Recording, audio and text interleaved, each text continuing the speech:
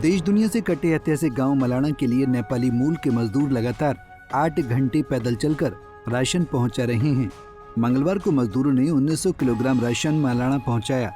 Ration में आटा, चावल, दाल, तेल, टमाटर और लहसुन शामिल है। प्रशासन ने मजदूरों की संख्या 32 से बढ़ाकर 60 कर दी है। मलाणा में राशन की कमी न आए, इसके लिए प्रशासन लगातार राशन भेज रहा है। मणिकर्ण से चौहकी तक वाहन से राशन पहुंचाया जा रहा है। प्रशासन ने राशन पहुंचाने के लिए हेलीकॉप्टर भी भेजा, लेकिन मलाणा में उतर नहीं पाया।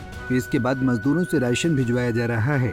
मुख्य संसदीय सचिव सुंदर सिंह ठाकुर ने कहा कि ऐतिहासिक प्राचीन लोकतंत्र गाँव मलाणा में 1 अगस्त को बादल फटने के बाद सड़क यातायात की कनेक्टिविटी पूरी तरह से बाधित हुई है। उन्होंने कहा कि सरकार की तरफ से मलाणा वासियों के लिए चॉपर की मदद से राशन पहुंचाने का प्रयास किया गया था। उन्होंने कहा कि सेना के हेलीकॉप्टर से मलाणा में राशन पहुंचाने का 3 दिनों तक प्रयास किया गया, लेकिन वो सफल नहीं रहा।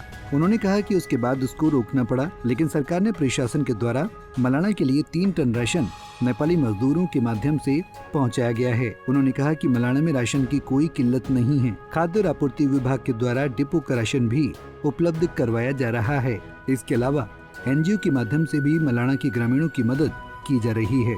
देखिए, आपने देखा होगा कि हमने कोशिश, वहाँ पे हेलीपैड बना भी है और ये हेलीपैड आने वाले वक्त में जैसे ही वहाँ पे रोपवे लग जाएगा, अभी तो मटेरियल कैरेज का रोपवे लग रहा है बहुत तेजी के साथ, तो उसको भी हम पक्का करेंगे।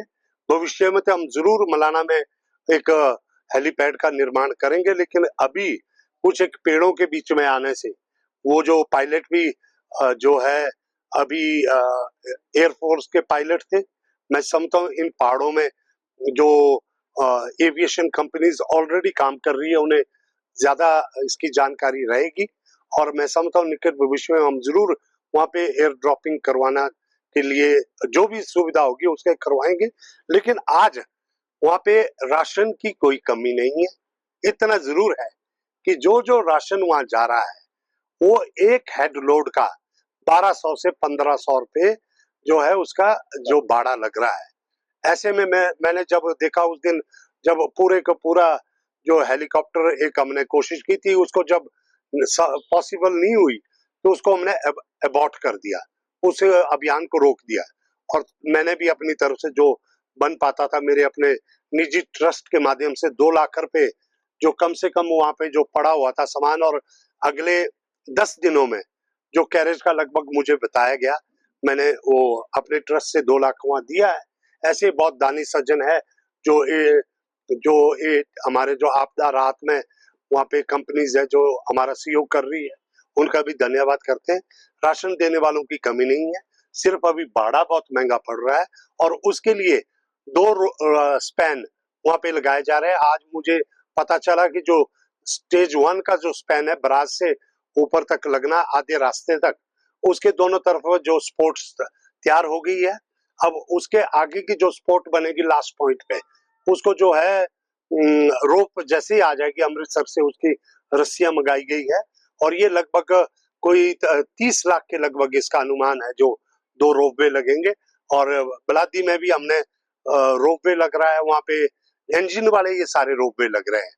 सिर्फ जो है नीचे बलादी के लिए मेरे ख्याल झूले वाला रोपवे है, पौड़ के लिए जो है इंजन वाला रोपवे लग रहा है।